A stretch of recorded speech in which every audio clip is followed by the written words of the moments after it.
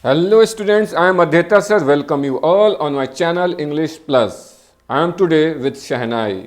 Yeah, right. I am today with CBSE Class 9 book Beehive Chapter 2 Part 2. Shahnai of Bismillah Khan. In this chapter, we'll know the history of Shahnai, means how and when it came into existence, and of Bismillah Khan's love and dedication for Shahnai. Here on the screen, you can see eight personalities, big eight personalities, and each one is playing an instrument, musical or musical instrument. You have to work. Do you know him? Do you know them? If you don't know them, then you have a work. And what is the work? You have to find out their names and the instrument they are playing. This is assignment for you. You must do something by yourself also.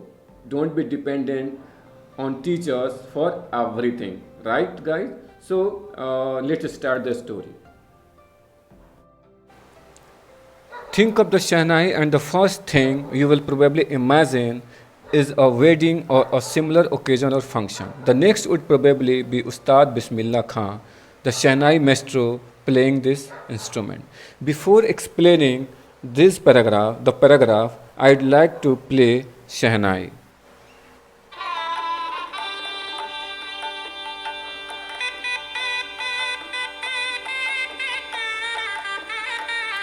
You can hear it, you can feel it, how melodious the sound of a Shahnai. So here, so in this, when you think of Shahnai, you think of a wedding because it has been played in wedding or similar occasion. It has been playing for a long time. So when you think, you are so familiar with the sound of Shahnai, कि when you hear the sound of Shahnai, when you think of Shahnai, you must remember a function like a marriage ceremony or wedding ceremony, right? And next thing, what you comes to your mind, that is a name, a big name, a big personality, and he was Ustad Bismillah Khan, the Shahnai maestro, the great Shahnai maestro, right? Playing Shahnai. The two means Shahnai and Bismillah Khan cannot be separated from each other because they are complementary to each other. They complementary means they complete each other. They cannot be separated, right? Emperor Aurangzeb banned the playing of a musical instrument called pungi in the royal residence for it had a shrill, unpleasant sound. Pungi became the generic name for reeded noisemakers. Few had thought that it would one day be revived. Shrill. Shrill means sharp. Reeded noisemakers means flute, the clarinet are called reeded noisemakers. Generic name, the name given to a class or a group as a whole. So that is called generic name. Emperor Aurangzeb, who he was the sixth Mughal emperor who ruled over almost the entire Indian subcontinent for a period of 49 years. He banned the pungi, the musical instrument, in his royal residence, in his royal palace, because due to its sharp, unpleasant sound. Nobody was allowed to play pungi in his royal residence, in his royal palace. Pungi became the generic name. It became a name for a group of instruments, reeded musical instrument like flute and the clarinet. You can generic name, you can understand it like that. Suppose pungi is a tree and flute, the clarinet and other reed noisemakers are branches, right? They are branches of pungi, and it means the origin of flute, the clarinet and the reeded noisemakers is pungi. A barber of a family of professional musicians who had access to the royal palace decided to improve the tonal quality of the pungi. He chose a pipe with a natural hollow stem that was longer and broader than the pungi and made 7 holes on the body of the pipe. So there was a barber. You know barber in the Hindu religion there are many subcastes and barber is one of them. So there was a barber who came from a professional musician, who came from a family of professional musicians, and he had a good relationship, good rapport with the royal palace. He decided to improve the quality of the tonal quality of the pungi. He decided to bring some good changes to the tonal quality of the pungi. For that, he took a pipe. He chose a pipe. Actually, he selected a pipe, a special kind of pipe, and the pipe was with a natural hollow stem. You know the stem? It's like a pipe that was longer. That was longer in length and broader than the pungi, the classical pungi. And after that, he made 7 holes on its body. 7 holes. Like in flute there are also 7 holes. So he made 7 holes on the pipe. When he played on it, closing and opening some of these holes, soft and melodious sounds were produced. So after making the pipe, when he played it and, and played it, closing and opening some of these holes means some of the 7 holes, it produced very soft and melodious sound, very soft, and he was happy to get it. He was successful what he wanted to do.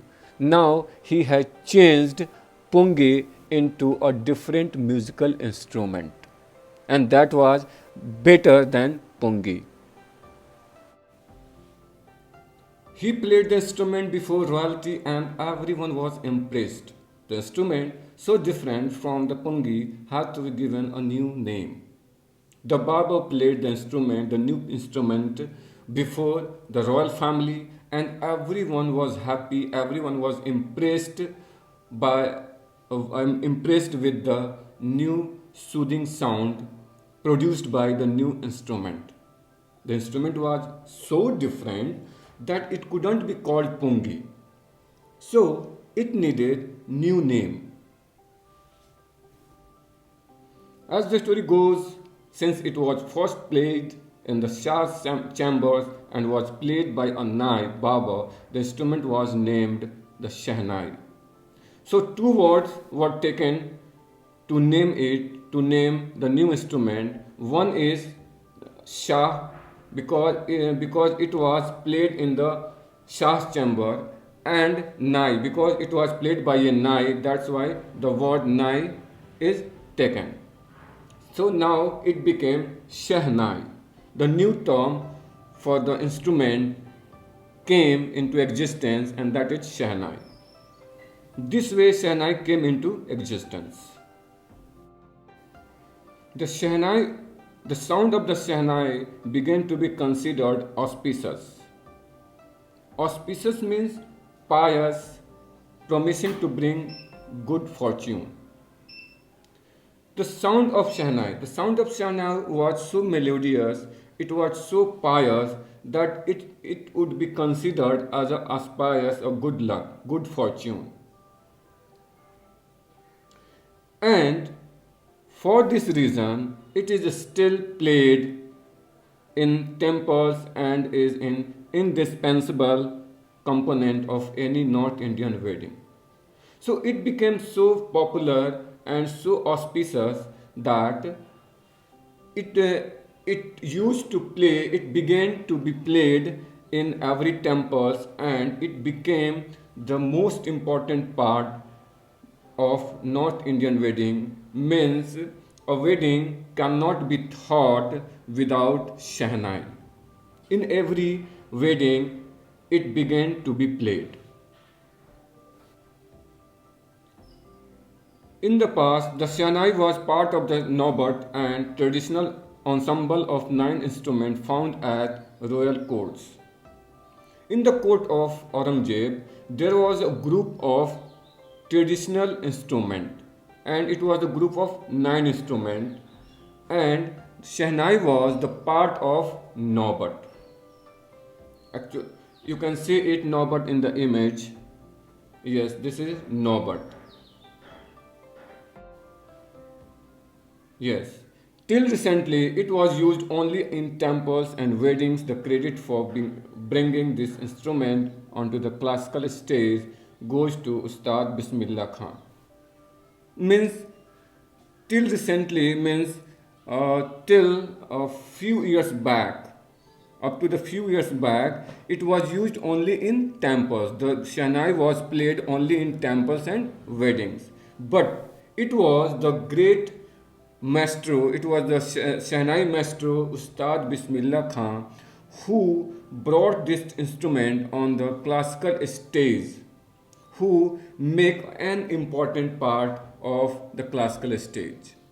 And he was the Ustad Bismillah Khan. The credit, all credit goes to Ustad Bismillah Khan for it.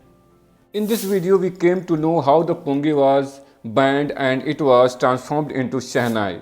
Now in the second video and final video, we will know about Bismillah Khan's life's struggle and achievement. If you have any doubt, you may ask question in comment box. And if you like the video, if you love the video, what you have to do, what we should do, you know it very well.